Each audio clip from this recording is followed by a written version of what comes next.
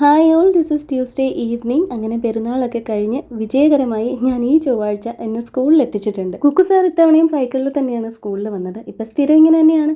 ഇനി എന്നെ സൂക്ഷിച്ചൊന്ന് നോക്കിയാൽ ചില മാറ്റങ്ങളൊക്കെ കാണാം. ആദ്യത്തേത് ഈ ബാഗ് തന്നെയാണ്. ഞാൻ യൂസ് ചെയ്തുകൊണ്ടിരുന്ന ബാഗ് ഫുട്പാത്തിൽ നിന്ന് 250 രൂപയ്ക്ക് മേടിച്ചതാണ്. 3 വർഷം അതെന്റെ കൂടെ ഉണ്ടായിരുന്നു. അതിനെ കൊണ്ട് പറ്റാവുന്നതൊക്കെ അത് ചെയ്തു. ഇപ്പോൾ എല്ലാ സിബും പൊട്ടിപ്പോയി. അങ്ങനെയാണ് ഇതൊരെണ്ണം ഞാൻ ഫ്ലിപ്കാർട്ടിൽ നിന്ന് ഓർഡർ ചെയ്യുന്നത്. മറ്റ് ബാഗുകളിൽ നിന്ന് ഏറ്റവും ഡിഫറെന്റ് ആയിട്ട് തോന്നിയത് ഖജനാവിന്റെ ഈ ഒരു സിബാണ്. ഇതാണ് ഈ വലിയ റാക്കിന്റെ സിബ്. ഇതിനകത്ത് വിശ്രമവേളകൾ ആനന്ദകരമാക്കാനുള്ള ചെറിയ ചില പരിപാടികളൊക്കെ ഉണ്ട്. മൊത്തം കഴിക്കാനായിട്ടൊന്നും സമയം കിട്ടിയില്ല. കൊടികയറ്റത്തിനും പ്രദക്ഷിണത്തിനും പെരുന്നാളിന്റെ അന്നുമൊക്കെ മാല ഇങ്ങനെ മാറ്റിയിട്ട് എന്റെ സ്വർണ്ണമാലയുടെ കൊളുത്ത് പൊട്ടിപ്പോയി.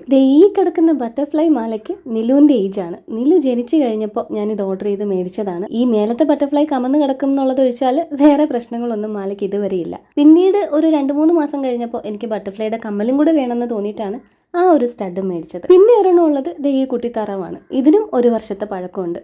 ഈ സാധനങ്ങളൊക്കെ ഞാൻ സ്വർണത്തിന്റെ ഡബ്ബയിൽ നല്ല കോട്ടൺ തുണിയിൽ പൊതിഞ്ഞാണ് വെക്കാറുള്ളത്. അങ്ങനെ വെക്കുന്നത് കൊണ്ടാണോ സാധനത്തിന്റെ ക്വാളിറ്റി കൊണ്ടാണോ എന്ന് അറിയത്തില്ല, ഒന്നും അങ്ങനെ കറുത്തു പോയിട്ടൊന്നുമില്ല ഇതുവരെ. സ്വർണത്തിന്റെ വില ഈ പോക്കാണ് പോകുന്നതെങ്കിൽ അടുത്തൊന്നും ഞാൻ ആ കൊളുത്ത് മേടിക്കാൻ പോകുന്നില്ല.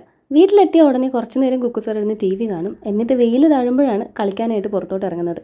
ഈ റൂമിലേക്ക് വന്നാൽ എനിക്ക് അപ്പോൾ ഉറങ്ങാൻ തോന്നും. സ്കൂളിൽ നിന്ന് വന്നാൽ ഞാൻ ഇവിടെ കിടന്ന് ഉറങ്ങുന്നത് ഒരു 6:30 വരെ. അപ്പോൾ ലിങ്ക് എല്ലാം ഞാൻ യൂട്യൂബിൽ ടാഗ് ചെയ്ത് കൊടുത്തേക്കാം.